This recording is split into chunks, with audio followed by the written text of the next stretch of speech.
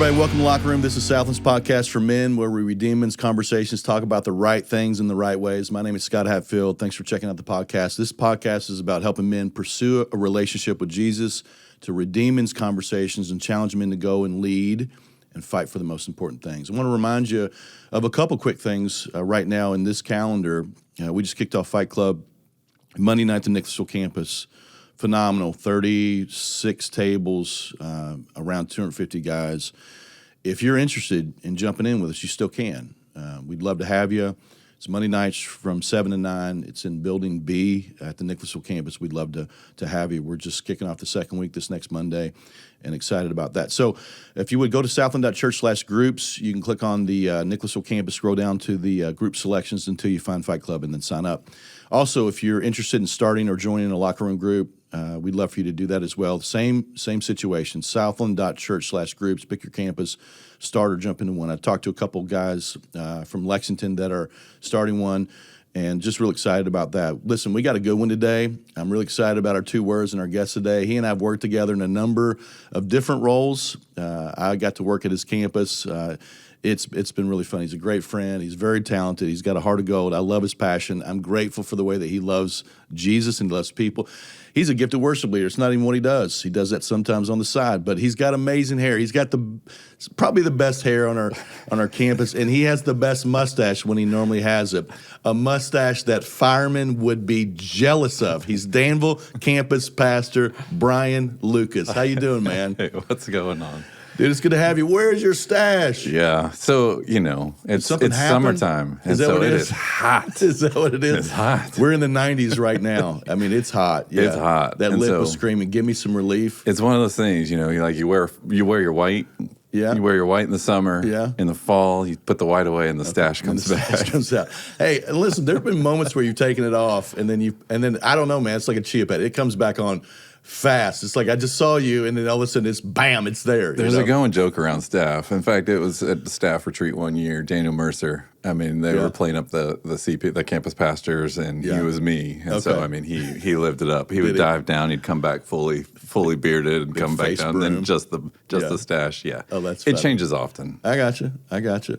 My dad he's always had a mustache, and there have been two times in my life where he didn't have it. And it's kind of weird because you're just used to seeing him. And so there was one time when I was a kid, he actually shaved half of it, and he sat down beside me with the side that had the mustache, and then he turned, and it was like, it freaked me out, man. And then when my first daughter was born and he was holding her, she started crying.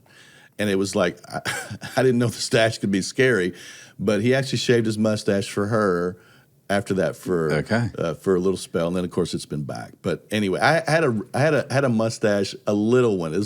I call it my French waiter mustache in high school. It was a very thin stash. I thought it was awesome back then. Looking back, it's not that cool. But when you can grow facial hair, you're like, man, this is unbelievable. Oh yeah. So yeah, my son's in that right now. Okay, he's little trying dirt to stash. Get it going on. So there's some famous stashes out there. There's Tom Selleck, of course. There's Burt Reynolds. Rest in peace. Yes. Hulk Hogan. Oh, of course. It's a big one. Got to have the Fu Manchu. Yeah, it just drops down. And then Sam Elliott. I don't know if you remember who he is. Thick. Just the cowboy. So. Yeah. But with our staff, your stash, when it's out, it's the best stash. I appreciate that. On staff. The crazy thing about it is my wife really likes it. I know. That's pretty cool. So where most people hate it, I might be one of those. Yeah. Yeah. She really, and it's probably a Tom Selleck thing. Yeah. And yeah. Hey. Whatever. Yeah. Hey. There's some slang names for mustache. Oh no. All right. And I thought it'd be fun. I didn't give you these beforehand. I just thought it'd be fun for you to comment on each of these. Okay. Yeah. These mustache slang names, and locker rooms going, where are we going with this? But it'll be fine. And listen, you can comment on your own as you think about it. So here's the first one. Lip warmer. I'm telling you, right? Summertime. That's why it's got to go away. All right. How about this one? Cookie duster. It does gather all the things. Yes. All the things. So these several in a row here are kind of food related. Yeah. Soup strainer. Mm-hmm. Yeah, you like that one? Mm. Flavor saver. It's a little extra later. That's right. Meat cleaver. Mm. I hadn't heard this one, but I found it. The flying saucer. I think that's pretty sweet. I'd have to see that one. It's just hanging out. The muzzle fuzz.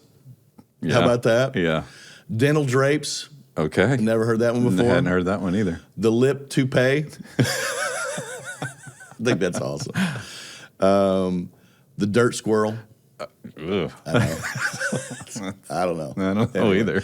And then the Fu Manchu. Yeah, I like that one. Yeah. Like that one. Hey, thanks for jumping on today. Love it. I want to give our locker room audience an opportunity just to get to know you a little bit. Sure. A lot of campuses, a lot of things going on. So let's start with some fun questions. When you're a kid, like, what did you want to be when you grew up? Did you have an idea what that was? Yeah, I wanted to be a baseball player. You did? mean, speaking of the mustache, like, like Raleigh fingers, get the real good mustache going on, right? But no, born in California in San Diego County, and then grew up in Maryland. Dad worked for the military, so we were all over, or for the Navy, and so we were all over. But getting to see Tony Gwynn in San Diego, and then Cal Ripken in Baltimore, come on, it doesn't get better than that. So, Do you have a favorite team?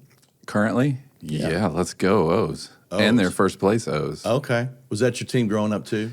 Yeah, we moved to the East Coast when I was 10. Would have been a Padre fan back in the day too. Yeah, so I've held on to like O's are my American team, American League, and then Padres are my National League team. But the O's are first place, and it's been 40 years since they won the World Series. So it's a lot of hope in Baltimore right now. Hey, it's funny you mentioned mustache and baseball players. So the other night at Fight Club, we've got some of the team from Asbury baseball team. And it's funny when you look out, you see all these things. One, you see it's just very diverse. It's very multi-generational. A lot of high school students there, some college students. And a lot of mustaches. A lot of mustaches. And a lot of bald dudes. I mean, there's just a lot of shiny heads out there as you're looking around. As you're teaching, it's funny the different things that are coming through your mind as you're doing that. But here's a question: do you have an artist or a song, whether it's on your playlist, or when you hear it, you're like, man, I just jam out. It may be a little embarrassing. Do you have anything like that? Yeah, this is an easy one. Okay. And folks who like my wife will laugh at this. Folks that have been on the worship team with me in Danville know this because I make them tell me, do not let me sound like Neil Diamond. Like, if I start to sound like Neil Diamond, call it out because I do not. Because, growing up, I remember, Dad would have, whether it was reel-to-reel or vinyl or whatever, I mean, Neil Diamond pouring out the speakers. And so I love it. Yeah, that's one of my least favorite, but, it's everywhere. So, Coming to America. I love how he goes, today. Screws it out. Yeah. So I always try and get my wife to, do karaoke with me. Yeah. She has not yet done it. So this is like a car jam only. Okay. What song? What song is it? Is You Don't Bring Me Flowers. Oh. Yeah, it's a little, and it's not a crowd pleaser. Yeah, right. It doesn't bring him up. No, it's not exciting the crowd. Yeah. But Neil Diamond and Barbra Streisand, let's go. Babs. Yes, Babs. Oh, all right. So listen, here's something that most people don't know about you, that you were an airline pilot before you fly planes. And so I'm gathering that you probably have some funny stories along the way when you were a pilot, whether that's landings or turbulences or annoying people or getting freaked out in the cockpit. What do you have a couple stories? All the above, but we'll keep this short. Can I get my headphones, please? My headphones aren't working. I mean, it's just these. Flight attendants get to work with that stuff, but so I flew for 6 years for a regional airline, and so you see a little bit of that, and then during training. But probably one story that I remember is one, because I talk to different staff about being afraid of flying or whatever. I'm like, no, don't worry about it. Yeah. Science is on your side. Yeah. Plus, it doesn't make any sense. Amazing, just right? Tons of metal in the air. Yeah, you're in a tube in the sky. Yeah, it's awesome. Right. That's right. Metal tube in the sky. But I was on a flight. It was Indianapolis back to my base in Charlotte, and line of thunderstorms right over Kentucky, like a stretch from Cincinnati almost all the way to Charlotte. So have to fly through that at some point. Well, I'm trying to go north around it as it moves east. Yeah. So I'm flying towards DC, and then ATC. There's this teamwork thing going to keep everybody safe. Where they're trying to keep you safe, we're trying to keep them safe. Passengers safe. And anyway, they're like, "Hey, I need you to turn. You're starting to get to DC." Trying to route you away from, or trying to route around away from, but then also they've got all that DC East Coast traffic, so they want me to start turning south. Yeah. And that was the day I learned, don't let ATC talk me into what I think I need to do. Is that right? So I took it after he asked a number of times. I finally said, okay, we'll make that right-hand turn towards Charlotte. And, man, we got rocked. Did you get pounded? We got rocked. And nothing that made me feel out of control. Yeah. But, wow. Was it bouncing? we were all over, lightning all over the place, getting bounced. People in the back are screaming. I mean, it's like you would think. Did the things come down? The oxygen mask didn't fall? They weren't. No, dude, that'd be pretty sweet. Well, I don't know about that. I mean, sweet, but yeah, just to be on the outside, on the backside to talk about it. We got through it, landed in Charlotte, no problem. But man, was I getting cussed as passengers were getting off the plane. Like it's your fault. I mean, I put these storms here. I just said, let's drive through them. Yeah. It was pretty fantastic. Got a landing story, because I've been in some places where, in some ways it's pass or fail. You get on the ground, you're going to get on the ground, but if you get on the ground with the wheels, that's beautiful. Oh, I'm judging every time we're landing on an airplane, wherever I am, in the front, in the back, whatever. Sure. But yes, I had one of the worst landings it was Myrtle Beach, and I'll never forget it because, I mean, like the joke is if you land hard, you just call it a carrier landing and you move on, right? But this was worse than a carrier landing. Like we slammed on the deck, and I had a full plane. I had a jump seater. So I was a first officer at the time, really good captain. And we had a jump seater United pilot riding with us. He was just trying to get to the beach, meet up with his family. But man, I landed that thing hard. Did it just come? Does it just come at you so fast? Did you just not gauge it right? Or? Yeah, and I just lost all my lift. And there's all sorts of signs. We can talk about that forever. But I thought I had it perfectly lined up. And the pressure's on. I got United guy sitting right here, and a full full plane of passengers, and I slammed it. And he was like, I'm getting out of here. As soon as we opened that door, he was like, I'm out. I don't want to take any of this. And then my captain was like, no, you go stand in that spot and make everybody see you. These people just looking at you. Take credit for it. Yeah. Just own it. Just own it. Hey, what do you like to do for fun, man? When you're not doing church stuff, when you're out, what do you like to do? Yeah, I'm an outdoorsy. I love the outdoors. That's my place of refuge, my place of rest. I recover well out there. I'm at the Danville campus, but I'm a city boy, born, like I said, in San Diego, grew up in the D.C. area. So it wasn't until I moved to Boyle County that I learned about hunting. Yeah. And so, John Weiss has this story too. I mean, where he's all in now. Yeah. I'm the same way. I moved there, and it's like, when in Rome, man, do as the Romans do. Yeah. And I was surrounded by guys who like to be outside, love to hunt, and so they taught me. And hunt with guns, hunt with bow and arrows. A little of both, depending on what I'm hunting. I've shifted now with my deer hunting to, I don't really pull out the rifle anymore. I'm pretty much just a bow hunter. Yeah, I like the intimacy of that. And I've switched to, and the hunters out there will know. I've got a saddle system now, so I'm climbing up a tree where I'm facing the tree. It's right here, and I'm just hanging like a lineman. These guys that are running electrical lines. Sure. So I'm just hanging there waiting for something to walk by. I like that a lot. I can sit there all day in that. Wow. But you're just waiting for Yeah. Big old boy to come by. Yeah. And we're Deer shooting this. predominantly, is that what you like to hunt? Yeah, but September 1st is coming. That's Dove Day. So Dove opens on September 1st. So I'll be out there shooting some dove. Spring, I like to get out and hunt turkey, which is hard. But I like it because there's a call and response to that. So Sure. it's not just sitting there waiting for something to walk by. Well, since we're here, we've done, when I oversaw campus ministries, campus pastors, we get away for a day and hang out, and then hey, let's bring some stuff. And so we got a family in our church that let us hang out at this place, and they had a bunch of land. And so you brought a couple bows. What'd you bring? Yeah, I brought my bow, just my compound bow, and then I brought a crossbow as well. Yeah. Which is fun. Pretty serious. It's fun. Rambo likes that thing. And so we were out, and Kevin Comp is he's one of the guys who helped lead me to Christ, and he's the Georgetown campus pastor. And so I apologize, Kevin, for this story, but we're just going to tell it. Here we go. But you were showing us about the bow, and we've done this a couple times, and so we're out there. You brought a target for us to shoot at, and my first question to you was like, dude, you ever shot these like straight up in the air? And you're looking at me like, no, you're an idiot, man. I'm like, that'd be awesome. Let's do it. Like, sure. No, we're not doing it.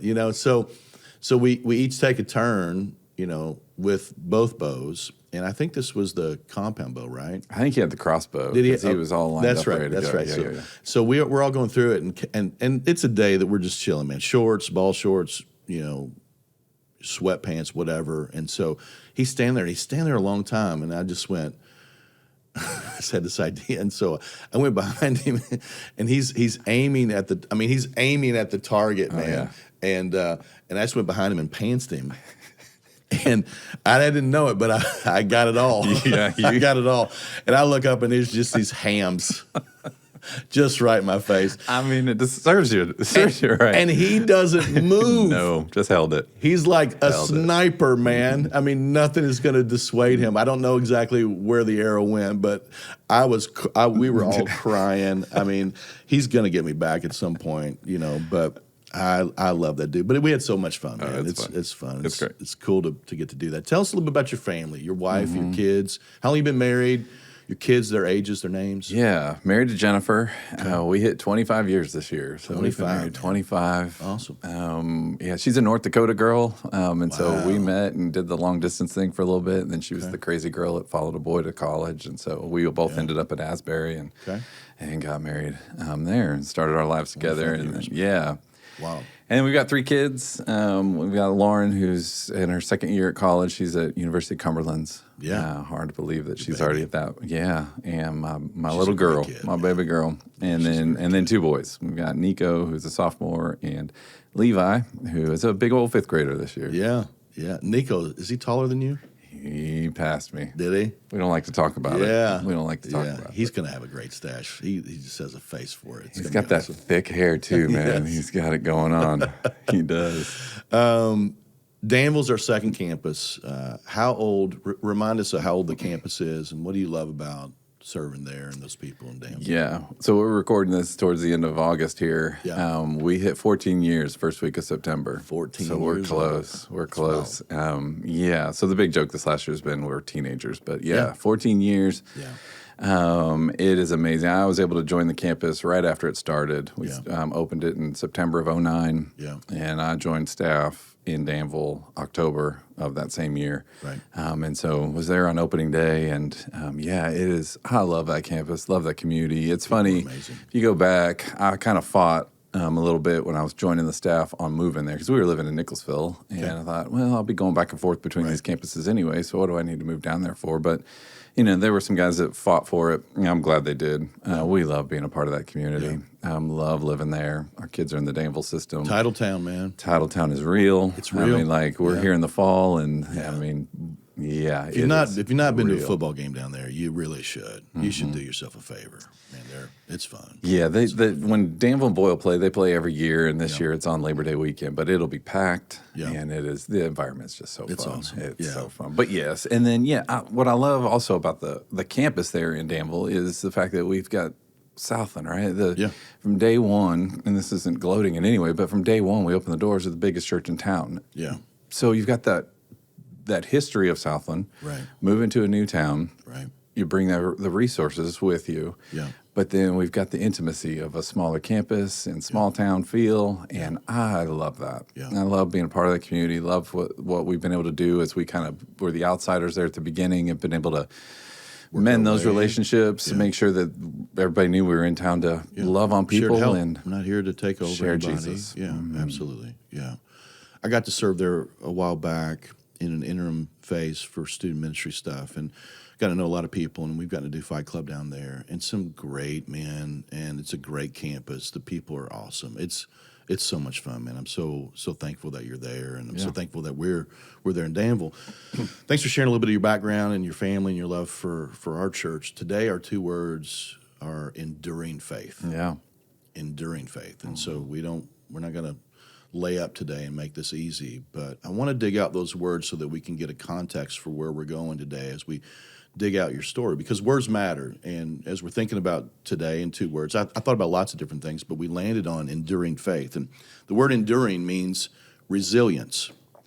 It's buoyancy. It's this picture of this buoy out in the water that no matter what storms come its way, it's got a stubborn refusal to be taken down or taken out. It might get soaked from the waves. It might go under the water for a second. It might get battled by the storms, but no matter, it's going to be durable to keep floating. It's this persistence. Endurance is this persistence, this staying power, this resolve to keep fighting and to overcome every obstacle that comes its way. And then faith. Faith is so much more than just believing in our brains that there's a God. but it's trusting him, and that trust in Jesus resonates in the life of every Christ follower, and in our prayers for every man, that faith would drive them and empower them and sustain them, which is a big word, regardless of their circumstances, regardless of whether there's mountaintop seasons or valley seasons, life, death seasons, enduring faith. And so, Brian, I want to set up today with some bookmarks for our conversation, and it's in the book of James, and I want to start with a passage and then end us with a passage as well. And I've been in the book of James just wrapped up, and I just thought, man, these seem to fit.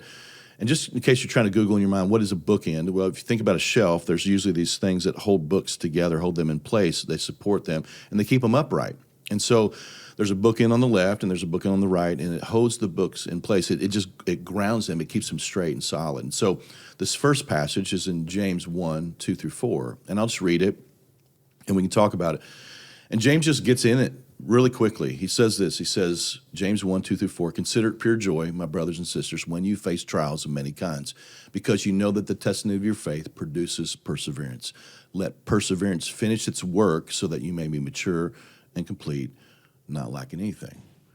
It's not an easy passage. I mean, this one is hard, and James moves us to the deep end of the pool very quickly. I mean, it's the second verse.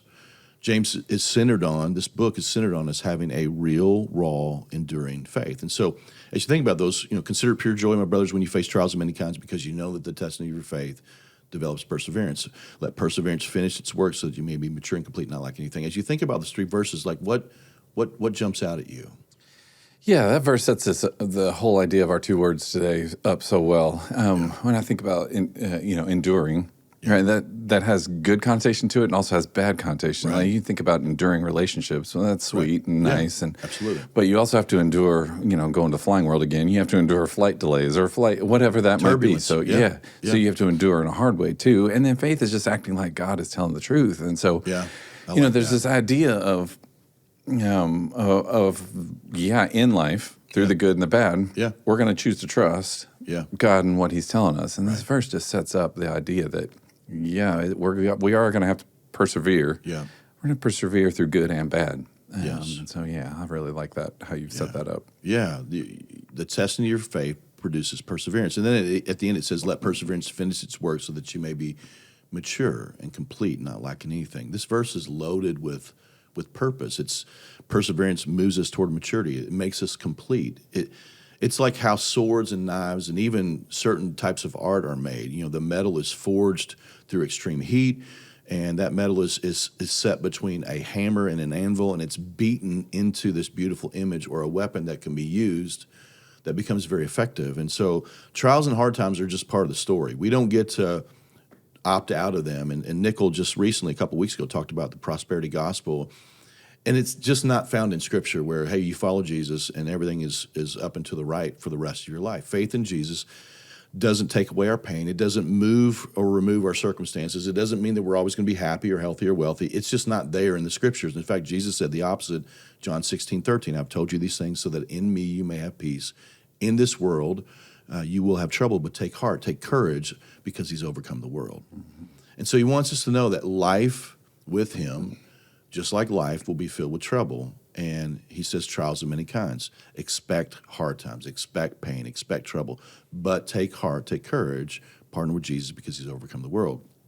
And here's what's true.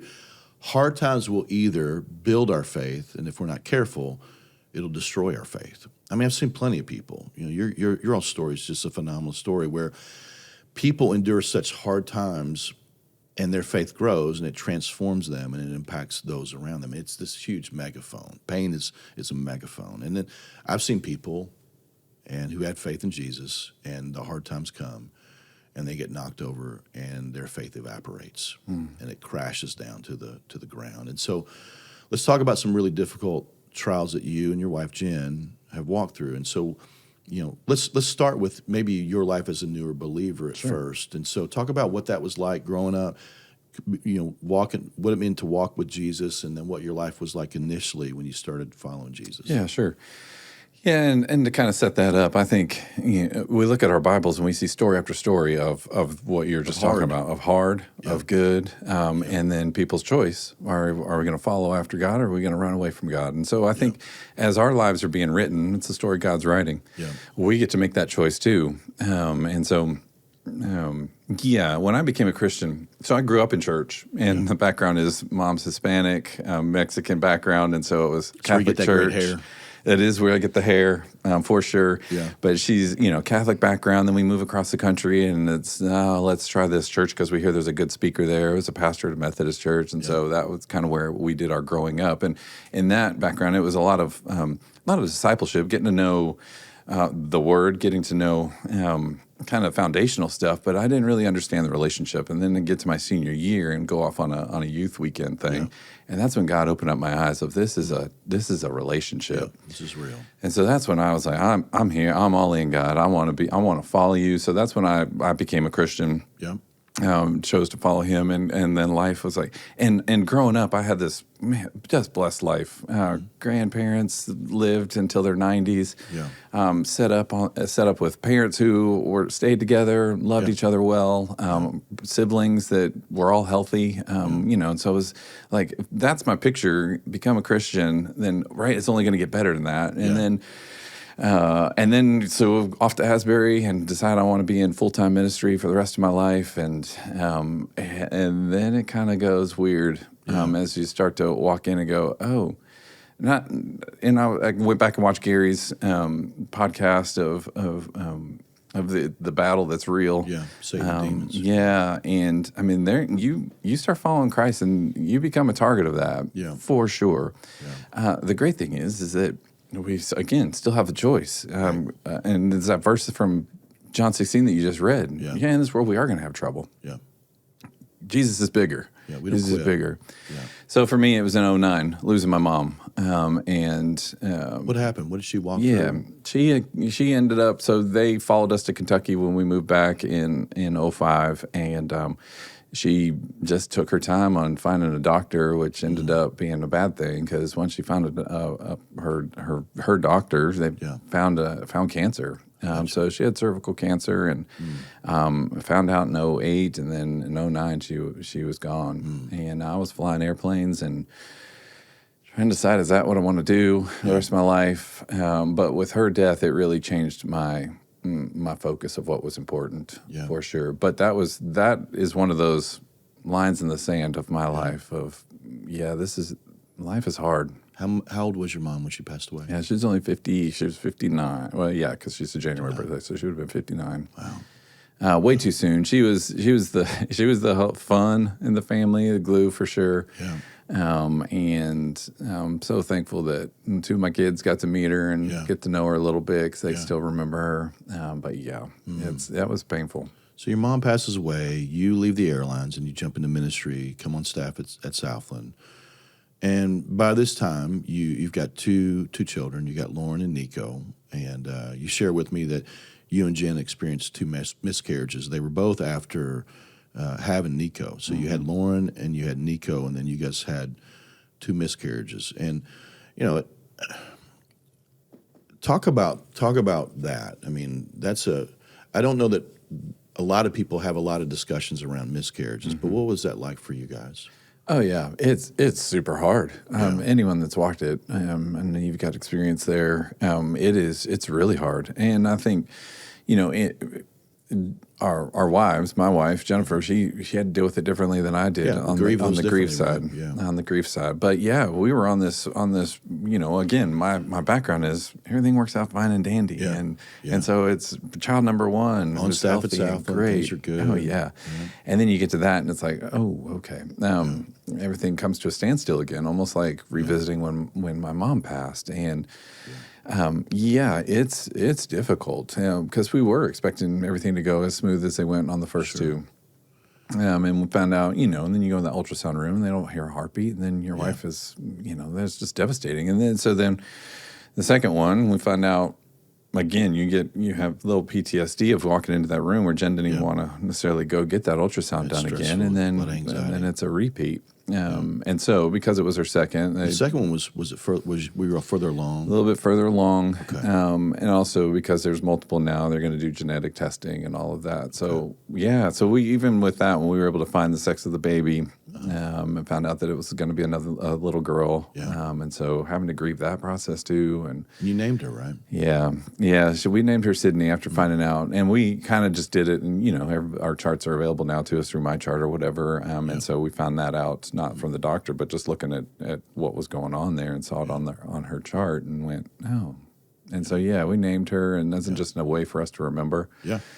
These babies, and Sydney, and just be able to memorialize her in that way. Marriages are hard anyway, and then you throw miscarriages in that are really hard, and they're far too common. I think once you have a miscarriage, you have people that go, yeah, we had one, or we've had two, or whatever. And Sarah and I, over the course of our marriage, we had 3 miscarriages, both really painful. We battled infertility, and I remember going in, the first time and getting a heartbeat and being excited, and then we just went back in for a pretty quick checkup the following time. Same room, same tech that was doing this ultrasound, and I remember I could still see myself sitting there and being beside her, and she's just really quiet, like she's trying to find a heartbeat, and I'm like a little slow to this party, and Sarah goes, "You don't see a heartbeat, do you?" And she goes, "No, I'm sorry." And it's grueling. Mm-hmm. It's grueling. Mm-hmm. You guys wrestled through that. And you had 2. You had one, and you had a miscarriage in March of 2010. Mm-hmm. You had another miscarriage in February of 2011, and then you guys were trying to wrestle through. Maybe this is it. We're blessed with 2 kids. Maybe we're done. And so, what was that process like to think about that? Yeah, part of the grieving process was, hey, maybe this just isn't what God wants for us, and the 2 pain in a of row that, too. Oh right? yeah, back to back year, following years right there. So we were already 09 mom, 10 miscarriage, 11 miscarriage, and so we were maybe just like, okay, let's put this. We're good. We love being parents, and we love to do this all over again, but maybe this just isn't. The pain of the possibility that would happen again is a big real. deal. Yeah. It's real. Yeah. So we had kind of, we hadn't taken any steps to that in putting that in, but we'd come to that agreement that, we were going to be done. And so at Jenn's next appointment, she was going to be talking that over with her doctor and making it so that, that was just not going to be a possibility anymore. And at the end of kind of September-ish, around 2011, you guys find out we're pregnant. That you're pregnant. And what else did you find out? Yeah. So then not only, you just spoke to going into that ultrasound room and the pain and all that brings back. It's same room, same tech, all of that. And she knows, she's sensitive to that because we've gotten to know her over the years. And, you go in there and all of a sudden she's going, not only I see a heartbeat, I see 2. We're expecting twins. What went through your mind there? As you're thinking about that. First thing is you're like, wait a minute, what? Like just a shock of that. Yeah. And then immediately it's almost like, Lord, you're in this. Yeah. Yeah, losing 2 babies. Losing 2, and now you're giving us 2. Yeah. So that was real. That's all in the moment. Feeling his goodness. Feeling all of that, yes. And this goes back to the good and the hard of following. It's all mixed in. Yeah. It's all mixed in this bag that we get to call following God. And so, we wrestled through all that. And they were looking great. Jenn, at this point, we laugh about this now, but she's, 35, 36. And so she's getting into that where not only is she expecting twins, so we're going into, she's going to have to see different doctors because now she's high risk because of twins and because of age. Yeah. And so we're a little bit laughing about that. But now we're not only, again, pieces that we're just going, thank you, Lord, she's getting checked more often. So that a little bit gives us a sense of peace. Yeah. Because of that, because she's high risk. Yeah, they can keep an eye on her. Keep an eye on them. Yeah. So, because of our experience, I was going with her to every appointment, which were at that point, I think every other week, if I remember right. And we were getting to see them, getting to hear them every single week. So that was awesome. And this story takes a hard turn because this particular appointment you didn't go in for. It was week 30.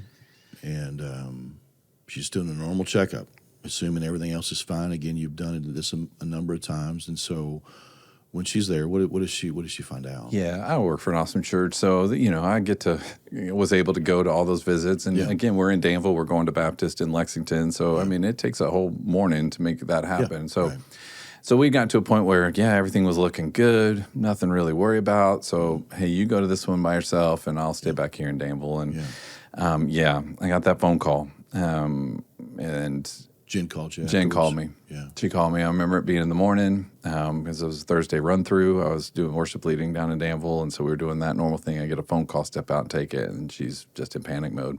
Can't find a heartbeat. I need you to get up here right away. Yeah.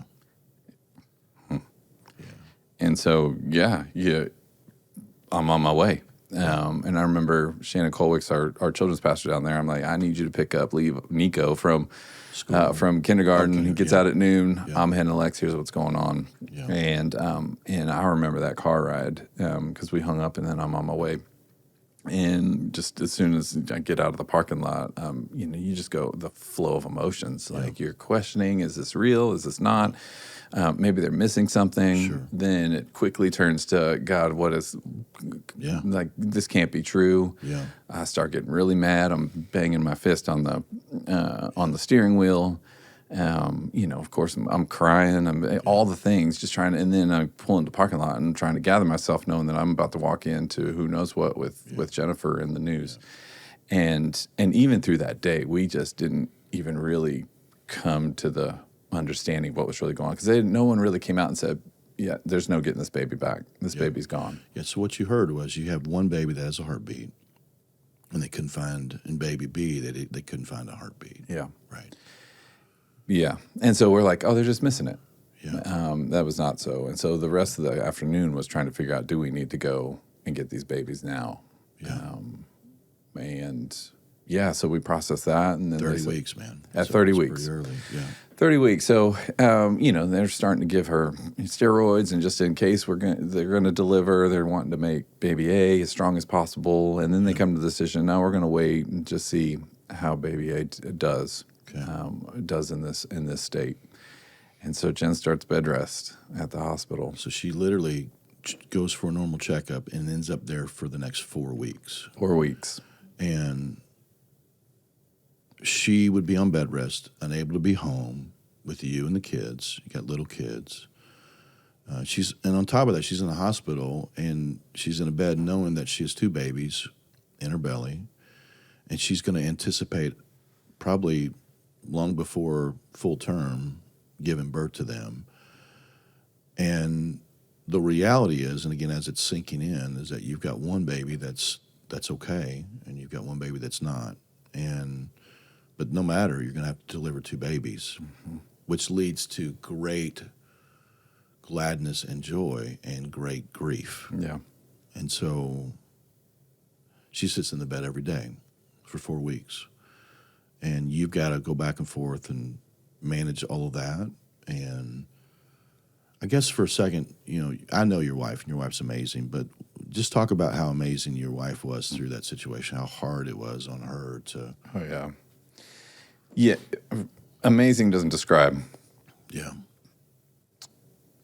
She's tough, man. Oh, yeah. Yeah, she's unbelievable. I went back in preparing for this, like trying to figure out, hey, what all was going on. Sure. And so I, dive into my calendar and go back and go, hey, what really was going on? And I mean, down to the details. Like, she was in there every day on the family calendar putting, okay, Brian's coming up with the kids on this day. Organizing. Or, she's organizing. Yeah.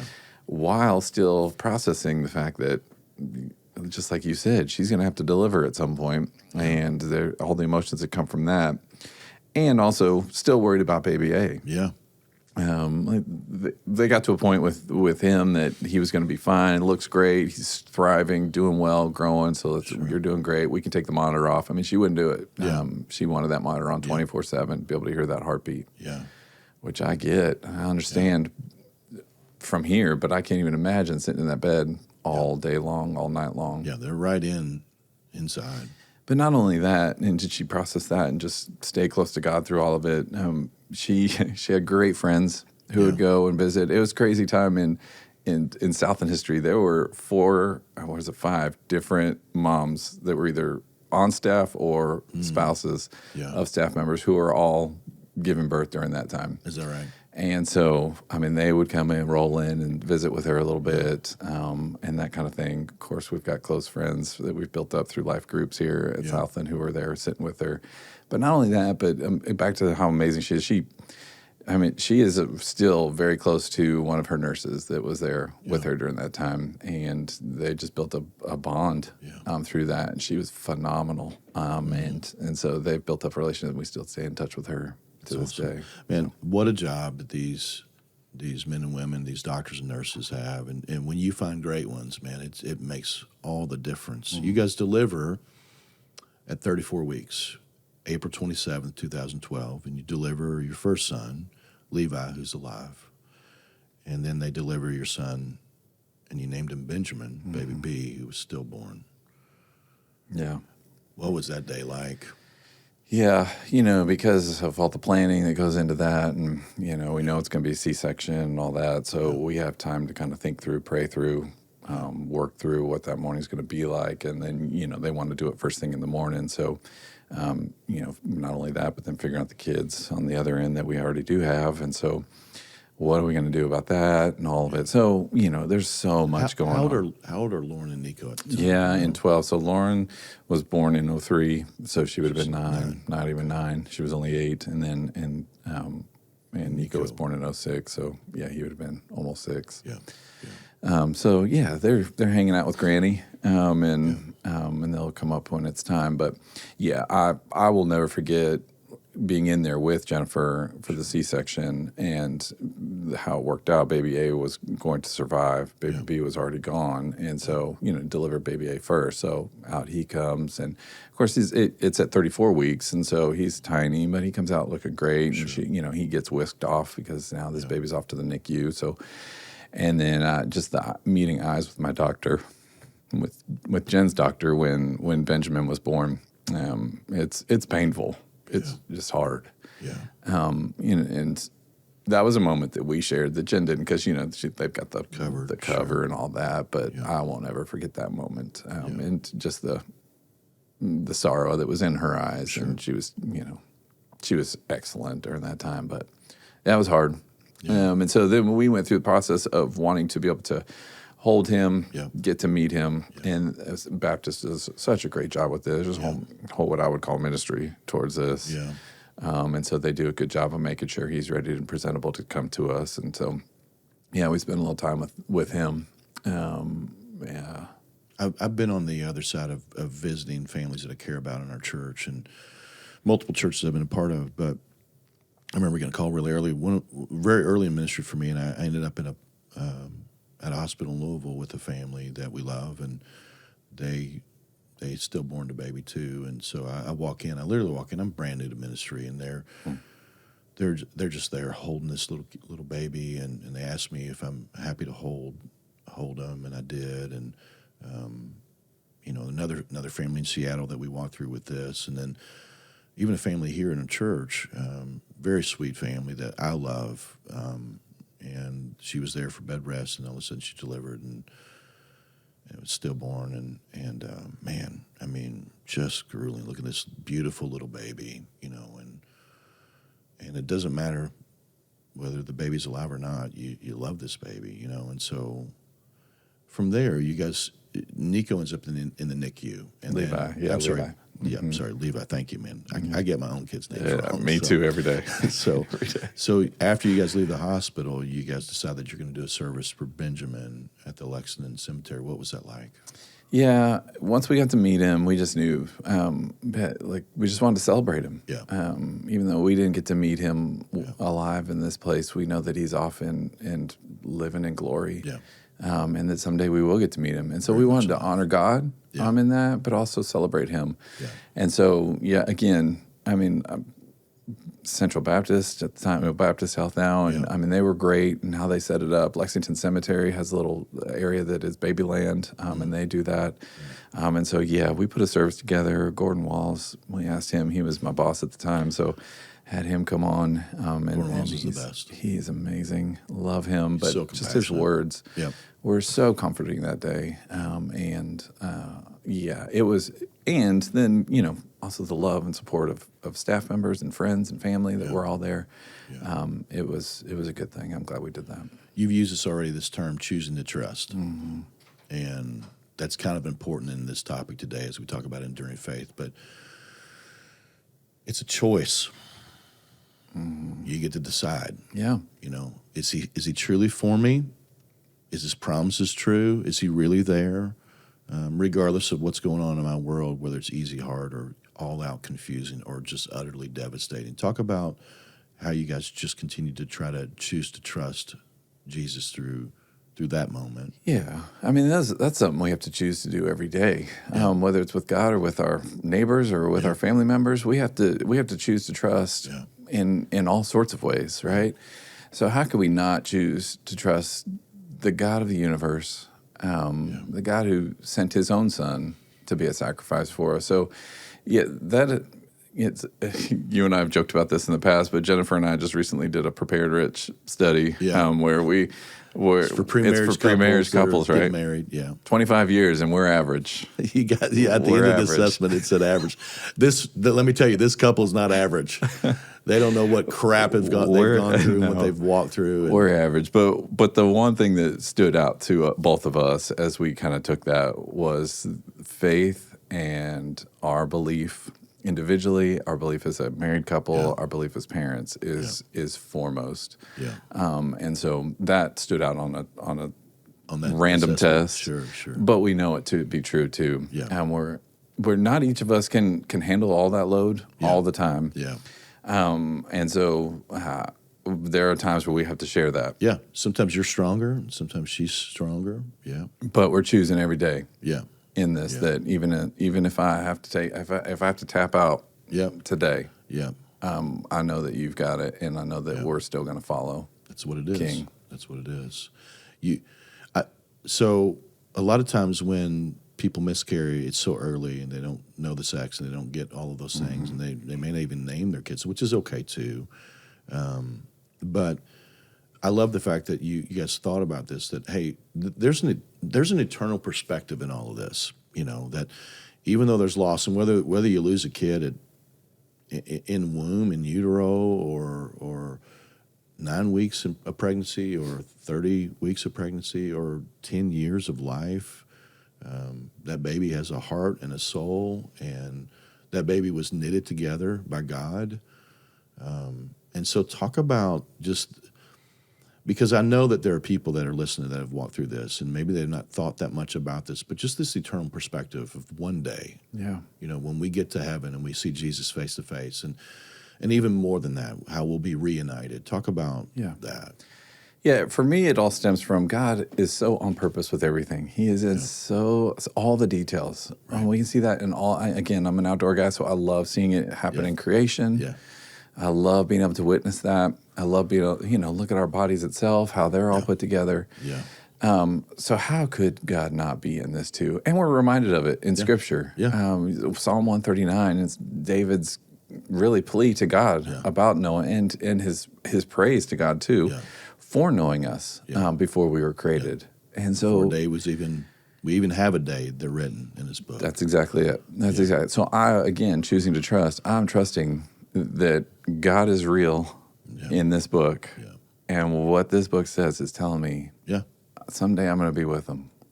Because he knows them. It's all we got. Yeah, I mean, really, it's all we got. It's like when Jesus preaches this hard teaching in John 6, and all these people start to leave, and he looks at the disciples and says, "Hey, you guys gonna leave too?" And Peter goes, like, where are we going to go? Mm-hmm. You have the words of life. And I think that's important, because there are things that are coming or have come and that can shake us, shake the foundations of who we are. And we've got to rely on who we know God to be, and we got to rely on our history with God. I think that's so critical. And that helps us endure. That helps us persevere. So you have a little bit of normal after that. a little bit of calm, and I'll fast forward to another hard season. Yeah. We'll just zip on into the beginning of 2020. Sure. I don't know if you remember that locker room, but it was an interesting year.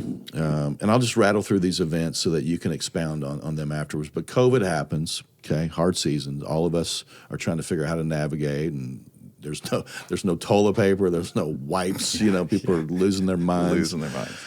In May, it's the night before Mother's Day. Your sweet wife. You're getting ready. You got church the next day. She wakes you up in the middle of the night. She's feeling terrible, and you have to run her to the ER. And you can't go in because of COVID. And so they call you and tell you that, hey, her gallbladder's got to be taken out. Happy Mother's Day, Jen. Yeah. And that was May. July, okay? So you get a little bit of a month.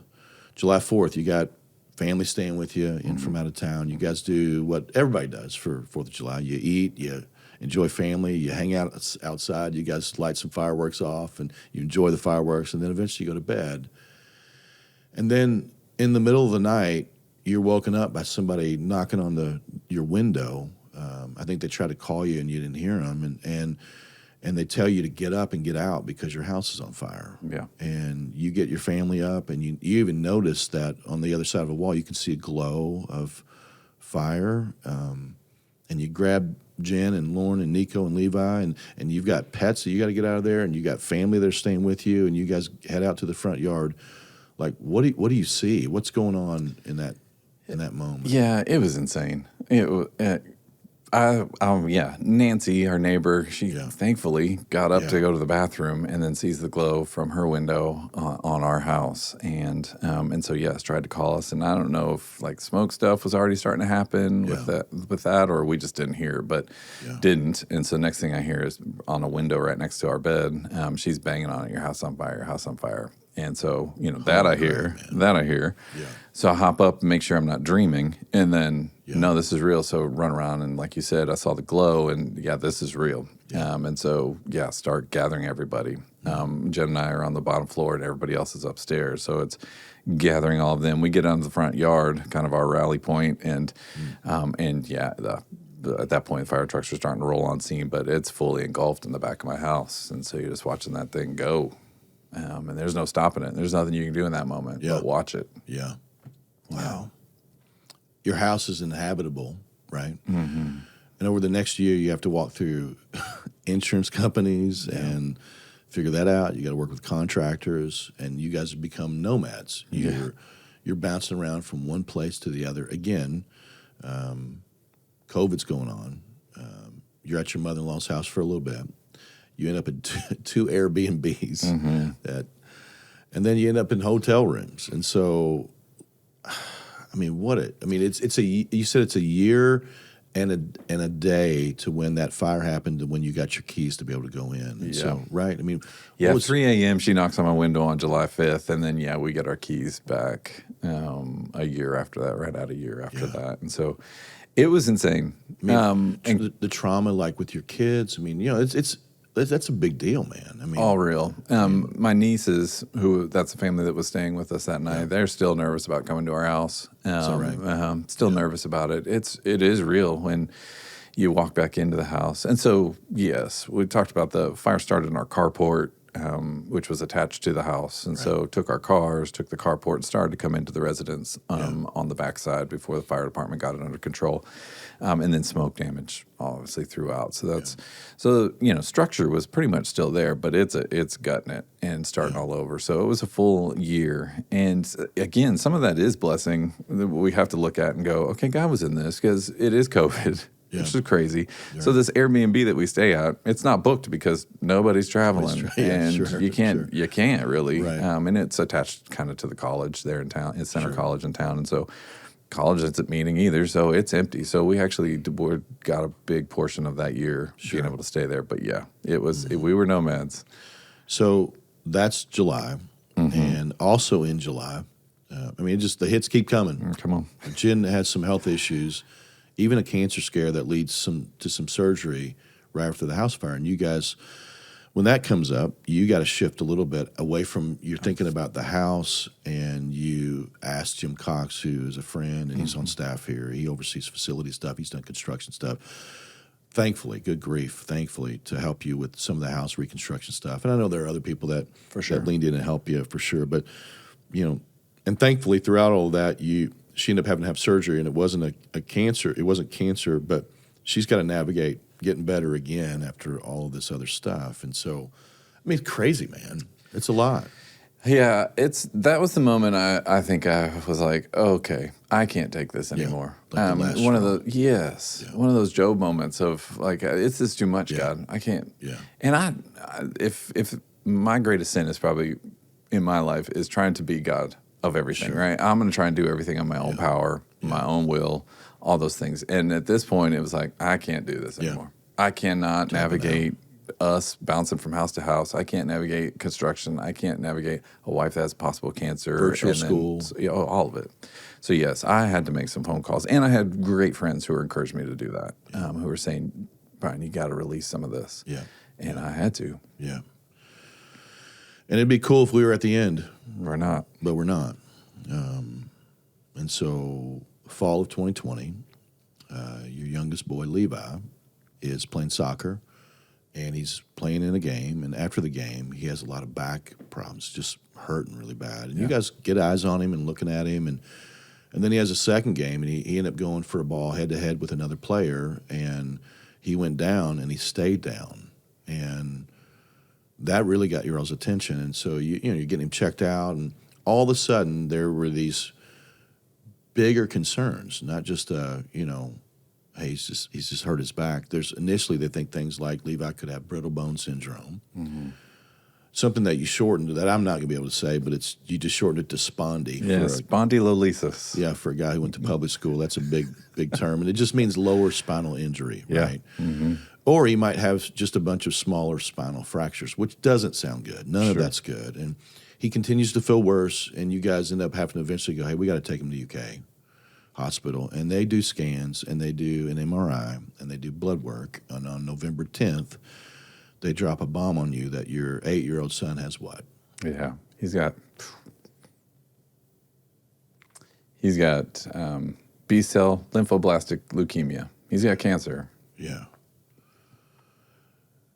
Yeah. I mean, I had a long season. I had a hard season back in 2003 and 4. Serious cancer. All the stuff that we walked through. My brother was killed. I did his funeral on our 10-year wedding anniversary. 2 months later, my dad's dad passes away. I do his funeral. 4 months later, 2 days before Christmas, my mom's mom passes away, and I do her funeral after that. 3 funerals in about 6 months. And my parents lost a parent and a son. My wife goes through depression in the midst of all of that. She's trying to battle and get through cancer. I mean, it's just there are words, and I'm trying to make them fit this podcast. Yeah. It's just crappy. Mm-hmm. And you're in just you've had some hard seasons, but this is a hard season, man. Oh, yeah. Yeah. Oh, yeah. I mean, there's words don't describe what we were feeling that moment just because of the year that we had just had to get that news. And, again, I was already asking the question, how much more, God, in July? Yeah. And now we're in November and get this news. And you'd say it, but, I mean, we found out in the ER he had COVID as well. And so we're in COVID jail now. So you're there with him, right? Yeah. I'm the one who took him to the ER. Jenn had a different appointment, and they were only letting one person in anyway. Yeah. And so she's kind of hanging out just to hear what they say. So you're not stuck, but you're there. It's just you, and Jenn can't come in. Not yet. Mm-hmm. And for 12 days, it's just you two hanging out. Yeah, so eventually that evening they let her in. This is before we got the news of his diagnosis, but they let him in. He was going to do the MRI in the middle of the night, and then they shift us up to the Children's Hospital, and that's when we find out. We're sitting in one room kind of getting settled in, and then they come in. You could tell they're like, hey, you all can't leave this room. And we're like, and so I just tried to run to the fridge even to gather some of the snacks that we had taken up. They're like, no, sir, we need you to get back in your room. So, we walked back in there. I go, he's got COVID. or one of us does. So anyway, then they move us to a different room, and now we are in COVID jail. Doctors, when they come in, they're fully outfitted and they're Among Us stuff. I mean, like from head to toe. And this is, in the height of COVID. So, if you can remember back to that, and people were very worried. Very worried. Of course, healthcare and medical staff are very worried at that point. So we're in that world. And then finally move on to our normal room, which is, one of those backflow rooms. But no one can visit us. If Jenn or I leave at that point, there's no coming back. And so we are hunkered down for 12 days. Yeah, your kids are also outside of... Got 2 more. That are trying to figure out how to do that. And things move pretty quickly. Yeah. You get flooded with doctors.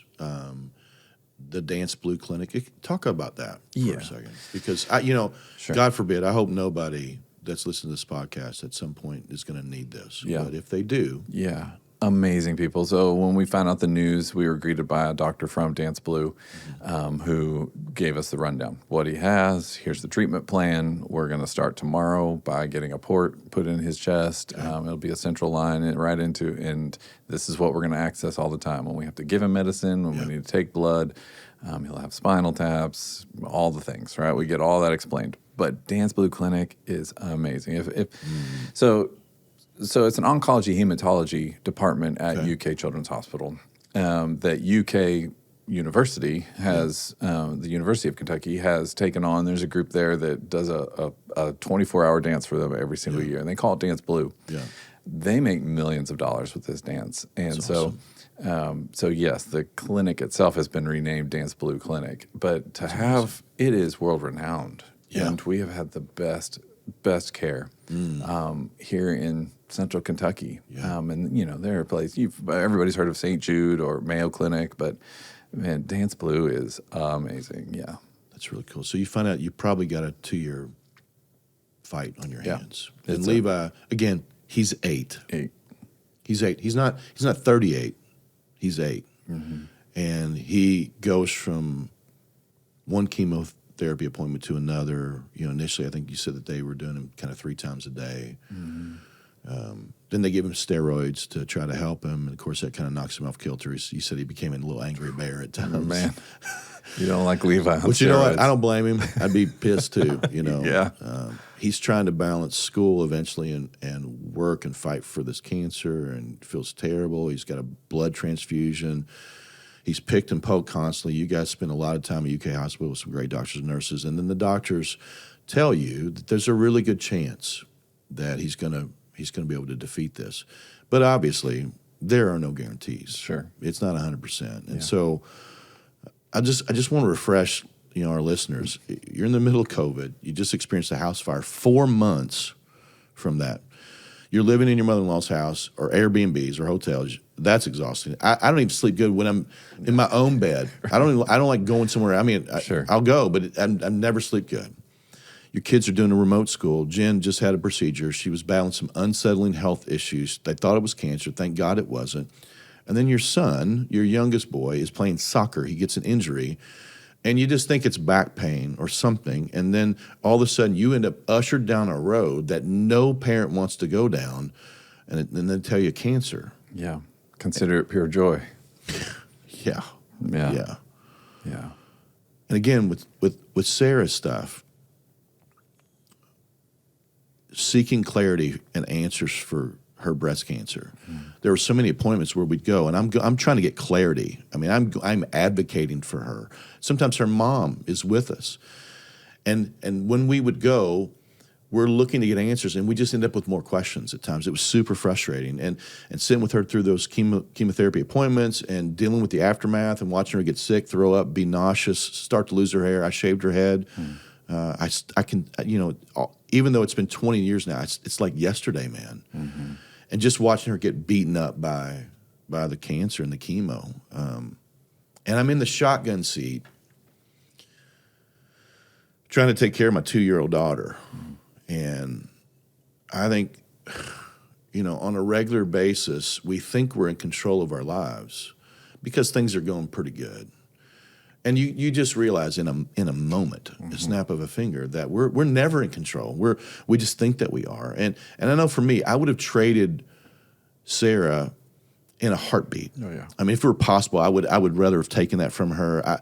And I know for you would have rather traded. You wouldn't have to think about it or pray about it. It's a no-brainer. Nothing harder than watching our kids suffer through stuff that we can't fix. And so, and on top of that, you're trying to process yourself. You're trying to help Jenn process, and you got 2 kids that are going, really? Yeah. Really? Yeah. And so processing that with Jesus, can you pull back the curtain to just maybe like just one of the hardest moments for you all through that? Yeah. Heart of a father, the heart of a husband, right? Yeah, we would want to trade places in that moment no matter what. Yeah. For sure. It's a hard process. My older 2 are still processing all that they've, I think back to, we mentioned it earlier, this blessed life that I had as a kid. I'm looking at their lives and going, count me out. Yeah. But it has drawn us, I think, even in the craziness of 2020 for us, it really has drawn us closer in a lot of ways. We've had to find ways in which we didn't think we needed healing and help. Yeah. I had, like I said earlier, I had friends who said, you have got to accept help. And you've got to learn how to do that and do that well. Sure. And so that became my communication to my kids. Yeah. My guidance to them was, we've got to get help. We're not going to be able to get through this by ourselves. Yeah. And so it was turning to counselors. It was turning to close friends. Found a really good trauma counseling center here in Lexington, where all of our family went, and that was based on the fire. Then my boys have stuck with that person and with that counselor even to today, continuing to process. My daughter has seen different counselors. Both Jenn and I have as well, and for my daughter, it's kind of changed her trajectory. Even That's cool. Only in her own all the stuff that she's had in her own life, bullying at school and eating stuff, her relationship with food, and now this, she has benefited from the help of others and wants to do that for others. So I talked about so I talked about her going off to school, and I thought she was thinking ministry or music and all those sorts of things. And we get on day visit number 1, and she's like, I think I want to change. Let's do psychology. She's going to help so many people. She's such a great kid. People have helped me. I want to help people. So she wants to be a family counselor. It's awesome. Yeah. I want to take you to 2 quick passages, and this is kind of off the rails a little bit, but it bothers me. It's totally used out of context, the first one. It's used all the time. I run into people, and I'm like, you're not saying this right. And the statement is, God won't give you more than you can handle. Yeah. And I'm like, it doesn't say that. Yeah. It's not anywhere close to saying that. In fact, it says that we're going to be crushed at times, that we're going to go through the fire. I've heard this. It's been misquoted. It's out of context over and over. When people are going through a hard time, or when other people, they like to share it. Hey, God won't give you more than you can. It feels like this Band-Aid that we're putting on people, but it's not biblical. And here's the passage, just so that way everybody gets course corrected here, but it's 1 Corinthians 10:13. Here's the context. Here's what this says. And what we do is we pull it out of context so that we make it feel better for us or other people, but it's just not true. It says, 1 Corinthians 10:13, no temptation has overtaken us except what is common to man, and God is faithful. He will not let you be tempted beyond what you can bear. Mm-hmm. But when you are tempted, he will provide a way out so that you can endure it.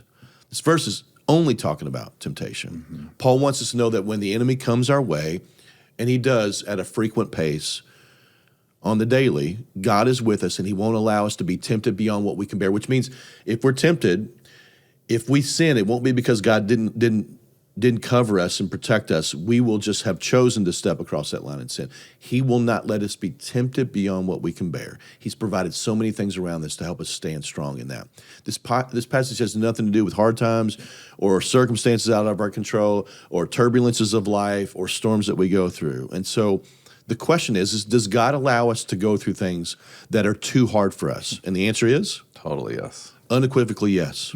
Absolutely. There are so many things that, we spend time with people all the time there's the only way that they're staying there, they're going to get through is from Jesus, because it's too hard. And whether that's all the things that we've talked about today, or battling addiction of some sort, or grief of some sort, or loss of some sort, there are things that are just overwhelming, beyond our ability to carry, even though that we think we're strong enough to carry. And then the second passage that I think is important for us to chat about is, It's the Apostle Paul. He talks about a moment in his life where things were really hard. Apostle Paul is one of my favorite people in the scriptures, but he's going through a trial and he's pleading with God for help.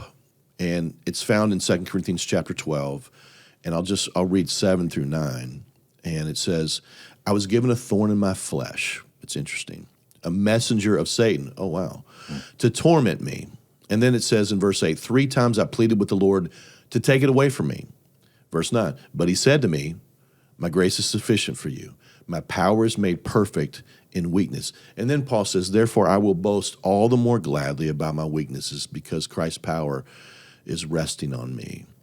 He calls this a thorn, and the Greek word for thorn here is skolops, which just means something that frustrates, irritates, causes trouble to the person that's been afflicted. And nobody knows what this thorn is, man. People speculate about what this thorn is. Some would say that it's possibly Paul's eyesight has disappeared and he's going blind. Others have said it's a debilitating health issue, and who knows whether it's just something medical that's happened in his body, or something because of all the beatings he took because of him standing up and sharing the gospel. There were times where they beat him with whips, and they beat him up, and they threw rocks at him, and they thought he was dead. There were moments where he literally was beaten. They thought they killed him, and they drug him outside the city, and he got up and he went back in. I mean, that's a man, And so who knows what this thorn is? Some would say it's demonic oppression. I don't know what it is either, but Paul has a thorn, and he calls it a messenger of Satan, and that's not good. No one wants that. And Paul's feeling like he's taking a beating because of this thorn, and also because of what the enemy's continuing to do. And again, whether he put the thorn there or whatever the thorn is, he also likes to work in spite of our circumstances to irritate or to discourage or to dilute our faith or whatever. And so Paul's not one of those Christians that runs around with this plastic smile on his face going, praise God, hallelujah, brother. Right. This thorn is eating his lunch, and he's weak and he's struggling, and he's pleading with God for help. And it says that 3 times he pleaded with the Lord to take it away. And I don't think he had 3 specific prayers. We went, hey, Lord, this would be awesome. Hey, Lord, this is bothersome. Hey, Lord. I think it was 3 really long seasons. And what's interesting is that as you do a little bit more study about this word, it really just means continuously or ceaselessly he's praying over and over and over and over again, going, God, rid this from me. Take it away. Heal me from it. Remove it from my life. And then Paul speaks about how God answers him. And he says, my grace is sufficient for you. Yeah. And my power is made perfect in your weakness. In other words, no. Paul, I love you, and I'm for you, and I'm not going to take it away. Yeah. And all Paul wants is for him to take it away. And I have no doubt that that's not the answer that he was looking for. Mm-hmm. And there's been a lot of things along the way in this season that you've been in, even myself, where it wasn't the answer that I wanted. But God said, no, man, my grace is going to be sufficient for you. My power is made perfect in your weakness. Talk about that from your story. How have you seen God his grace being sufficient for your life and his power being made perfect in your weakness? Yeah, the focus needs to be on God and not us, right? Yeah. It's his grace, which is, how can we even understand the magnitude of his grace? Right. The same thing is his power. How can we understand? We can look around and see that in action again. Creation, all the things, how we're made, all of it just points to his power, his majesty, and yes, his grace, which we get to live in every single day. And so, we had to trust that, again, back to that, and choose that we're going to trust that even in this hard, God, you're bigger, way bigger than my mind. The whole idea of God's not going to give you more, just puts more emphasis on us than it does him. Yeah. Look at Jesus in the garden. He's praying for this to be taken away from him. We have examples of God is in control, and we have got to trust that. And he's just more knowledgeable, more powerful, more loving, more grace-filled than we could ever be for ourselves. Yeah, why would you want to be strong if God can give us, it's like, is it dependent upon my strength? It's like all of a sudden you look around and everybody's going to have to bench the weight that's the most appropriate for them. Sure. And Jesus goes, no, man, I'm going to send, my son is, my common grace is going to be given to all people, Christians and not. And he says, I allow the rain to fall on the just and the unjust. He's saying, hey, listen, this world that we're in, it's full of hard times. Yeah. And just be, I mean, if you realize that, hey, if I follow Jesus, everything in my life is going to be perfect, then why we would follow Jesus just for that, because it depends on that. And it's so much more than that. And his grace is not just his forgiveness of us. It's his daily strength. It's his presence in our life. It's the reminder that he's omnipotent, that he's enough for us, that no matter what comes our way, this world, this life that we're in, isn't it? And he's gonna walk with us. He's never going to leave us. And you know what? Sometimes he calms the storms. He just takes them away. You see Jesus do that. And sometimes he goes, hey, listen, I'm just going to take your hand. And we're all going to get wet. But you can feel me gripping your hand. I'm going to walk you through that. Yeah. As we kind of begin to bring this plane down, pun intended. Yes, thank you. Let's talk about God's grace. That's pretty good. I'll be honest. I didn't have that in my notes. I don't know if that's the Holy Spirit or me, but that's anyway. But talking about his grace and how he's shown up, his strength, we'll just kind of hit some categories. So what passages or verses in Scripture that really encourage you all? Because sometimes what happens when you walk through these things, there's kind of some verses that they're kind of tattoo type verses, or verses that they just rest in you because of a moment when you see God's promises and how he carried you through. So is there a passage or two that sticks out? Yeah, for sure. I'll start with, the whole story of Joseph from the book of Genesis at the beginning of 37. That's one that I've always just been attracted to because it was a musical that I did. As soon as I became a Christian, I did this musical, and that's where Jenn and I met. And so Coat of Many Colors. Oh, yeah, man. But the story of his life and how he continued to come against just hard and strife and stuff that really he couldn't even control, but he still was faithful to follow. And then God redeemed it. What men meant for evil, God meant for good. Yes, that's how that story ends, for sure. You can't help but read the Psalms and all that David had going on in his own life and how he tried to make himself more powerful in ways. And yet he gets it, and through the Psalms, so you see his heart come out. So you can't help but we put one verse on Benjamin's gravestone, and it's Psalm 33, verse 20 and 22. Our soul waits for the Lord; He is our help and our shield. Our heart is glad in Him because we trust in His holy name. So let your steadfast love, O Lord, be upon us, even as we hope in you. And that has to be our hope. Has to be our hope. I've my life verse, which I mean, I love this book, so it's all there. But 1 Timothy 1, verses 15 and 16, go and read that a little bit, or even 12 to 16. It talks about Paul and who he considers himself. And yet, as the worst of sinners, God has shown him much grace so that he can let others know about that. That I live that out too. That's been an encouragement to me of our story speaks. Again, Hebrews 11, faith talks about faith. Romans 12, renewing your mind. All of that, but this book just can speak. That's why we've got to know. Got to open it God's up, word. man. Got to know God's word. Yeah, Psalm 91 was a big one for Sarah when she walked through that cancer diagnosis, and really the season that we're in. But, Psalm 10, Psalm 13, I just did a Bible study with some guys yesterday morning, and it was Psalm 27, and it's just packed with really honest, visceral, I need you. I know that you're there, and I need your presence, and man, don't turn your back on me. And it unleashes this idea and understanding that we can be honest with God in our prayer. We can believe, just like the dad who goes, hey, I believe, but help me believe. There's this grittiness of Paul's, when Paul says, hey, take it away. Please take it away. David, help me. My enemies are all around me. It starts so, a lot of these Psalms start so difficult. And then at the end, he says things like, you're good, or your love endures forever, or you're faithful through generations. And it's like, is something wrong with David? Right. No, he's just working it out. And the reality is that there are just too many things that come our way that not just that we should reach out, but that he longs for us to reach. He's a good father. And it's like, if any of your kids need anything, I know that you're going, hey, I'm all ears. What can I do? How can I help you? And I'll listen. And it doesn't matter how it comes out. It doesn't matter the way that you say it. it just get it out, because I love you and I want to be near you. I want to help you. I want to comfort you. I want to help you navigate through those circumstances. Yeah, so all this, I could have run away. You know, it's a choice, again, that we make. I could have run away and tried to figure it out on my own. Scripture has been encouragement for me. I'm also a worship leader at heart, and so music has always been there for me, too. That you've Yeah, well, for sure. I mean, it seems like there's always a worship song or a song on my heart that just hits the season of life or whatever it is. And so in 2020, COVID's going on. Like the song that was going out everywhere across the world was The Blessing, right? And it's just scripture. Yeah. It's Lamentation, or no, it's Numbers, number 6. Yeah. And so that became our song, but also See a Victory became ours when we would sing that out as a family and choose to trust. Yeah. You take what the enemy meant for evil, and you turn it for good. You turn it for good. Yeah. You turn it for good. I remember my kids when Jenn was in the hospital for that month before the twins were born. We would be on that drive, and they would be singing out, "Your love never fails, it never gives up." Yeah.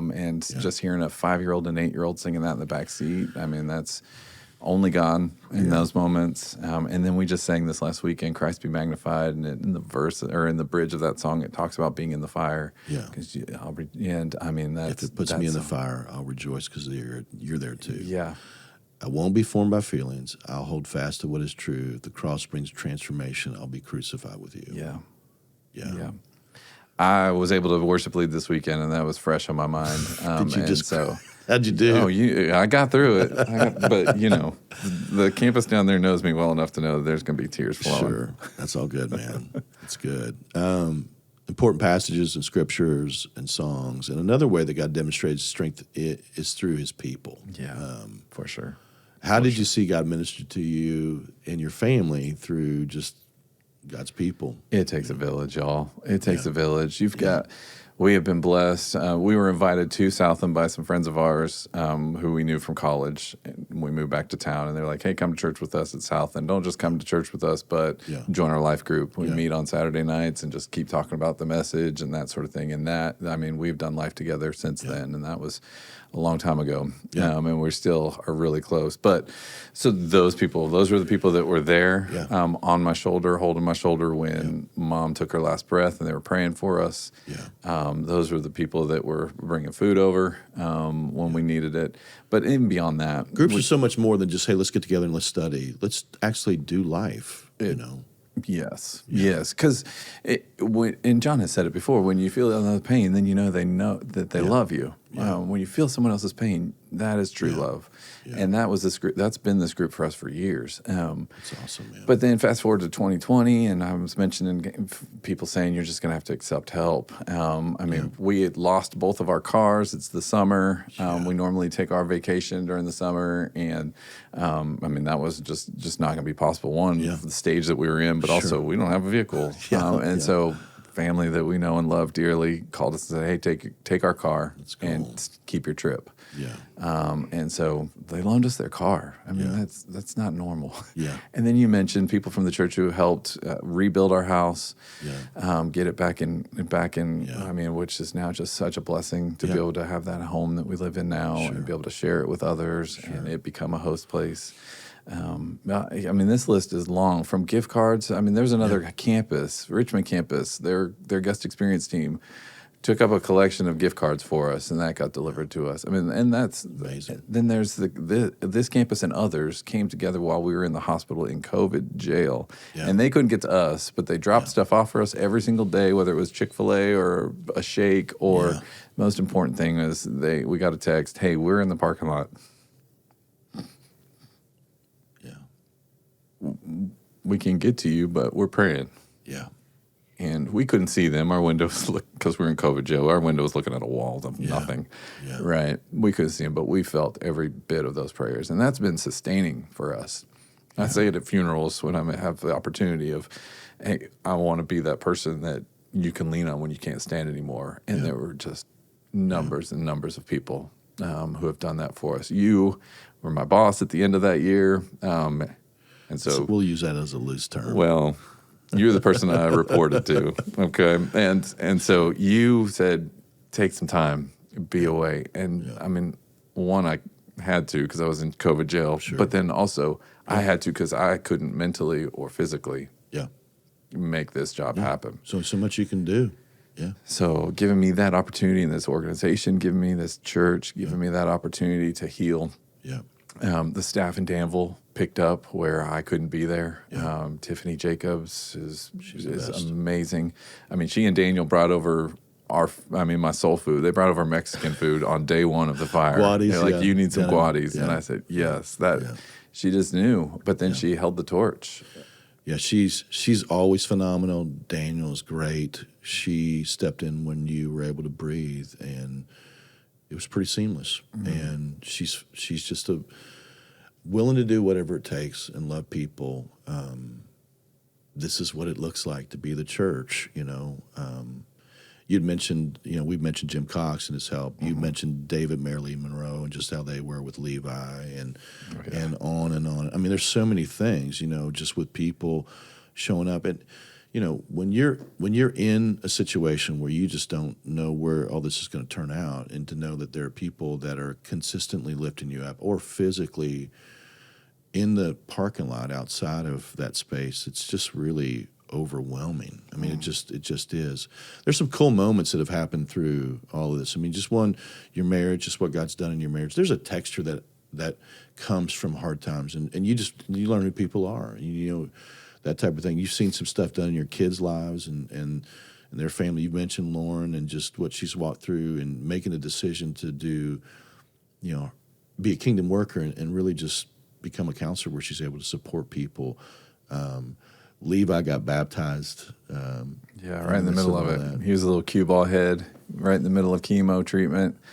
No hair, but let us know that he wanted to follow Christ, wanted to make that known. Of course, we were having to be really careful because his immune system was way knocked down, and so he wasn't attending church at the time. But we gathered up after the service and allowed some folks to kind of hang out in the back, and man, got to baptize him.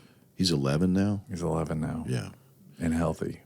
And he got to ring the bell. Yeah, so that's that. So January 31st of this year, so we're in 2023. Okay. He was able to go in there and ring the bell. The treatment was done. And he, there are the markers along the way of which he had the opportunity to ring the bell. Once you hit maintenance phase where you're kind of you're backing off of everything. You're still doing pills at home, chemo pills, all that stuff. But you're you're nearing that finish line. He's like, nope, don't want to do it. Or wait till I'm done. Wait, and when the port gets taken out. Let me finish this race. No, I want to be done. Yeah. And good on him. Yeah. Good on him. One thing I think about this. Roy Mays was here a long time, and he's passed away. He's with the Lord, but he was an elder. He was a staff member, and when we walked through cancer, my wife had no history in her family. This was a total shock for us, and we got to spend some time with him, and he shared some wisdom from his cancer journey that eventually took his life. But he said, let the church be the church. God will give you his daily grace, and it'll come in all kinds of places. It'll come from his word, his spirit, his people, and through circumstances. And it will come in all kinds of places. Our job is just to receive it. And I know it's hard because, not just in what we do or just because we're men, with anybody, it's hard to receive from others. And the reality is that we're going to be in seasons where we get to be the blessing. We get to share God's love and God's comfort and God's strength, and with generosity use what we have to help support somebody else. And the reality is, whether we want to admit it or not or even think about it, there are going to be moments where we're on the receiving end, and all we can do is receive, and just to receive it with joy. You mentioned counseling. You guys mentioned walking through all of that. There's been so much cool things in this season of just enduring faith for you guys. But I'll try to wrap up with James 1:12. It says, and this is kind of the back end of the book, and it says, blessed is the one who perseveres under trial, because having stood the test, that person will receive the crown of life that the Lord has promised to those who love him. James wants us to know that our faith is so much more than just believing him or even going to church. He wants us to know that, hey, your faith has legs. It has a backbone. It has arms, and we've got to exercise it, and we've got to stand and endure sometimes the wind and the waves and the mountains and the valleys. And James calls us to persevere under trial, standing firm that God will reward us in the end, and He will. Anything just, I say this a lot. We live between the cross and the crown. It's what Jesus is talking about. It's what James is talking about. We live between this land where Jesus died on a cross 2,000 years ago, and at some point, we don't know when, He's coming back. And so we live between the cross and the crown. And that statement gives us perspective. It anchors us through the hard times and challenges our faith to be something of substance, and even Paul, he talks about just the supremacy of Jesus in Colossians 1. He says, Colossians 1:17, it's just tucked this little verse. It says He existed before anything else, talking about Jesus, and He holds all creation together. And when Paul says that, God holds all things together, Jesus holds all. He's speaking of God's omnipotence, His power. Paul's also declaring, Jesus' immanence, His superiority and His glory. And when things get sideways in our life, when the bottom falls out, like He holds us. And before we wrap up, is there anything else that you want to share with anybody just about how God's walked you through this season? Or there's some people probably enduring, or will listen to this, or they'll share it with somebody who is. Sure. Yeah, our story's hard. I know there are harder stories out there. Yeah. And I think the perspective that I have on this end of it, if I can be of support, is choose to follow. Yeah. Choose Him every single day. That's probably challenge as well as support. Yeah. We have got to just continue to choose to follow Jesus, who knows way more than we could ever understand, who does hold us, like you were just talking about, who holds us all together. And this is an opportunity that we have. I say this all the time, but these mercies that are new for us every day. Yeah. I mean, that's what we're living in, though. What are we without God? It's a scary thought. Yeah. And so I want to live in His mercies every day. Yeah. And yes, I'm going to be mad, and I'm going to do it wrong, and I'm going to get frustrated, and I need forgiveness all the time. Yeah. But I have a God who's faithful. So if He's faithful to me, I want to be faithful to Him. Yeah. And so it's kind of a calling. Yeah. I think He's good. He is good. Bro, I can't thank you enough. I love your family. I love you. I'm proud of you. Our Danville campus is blessed to have you there.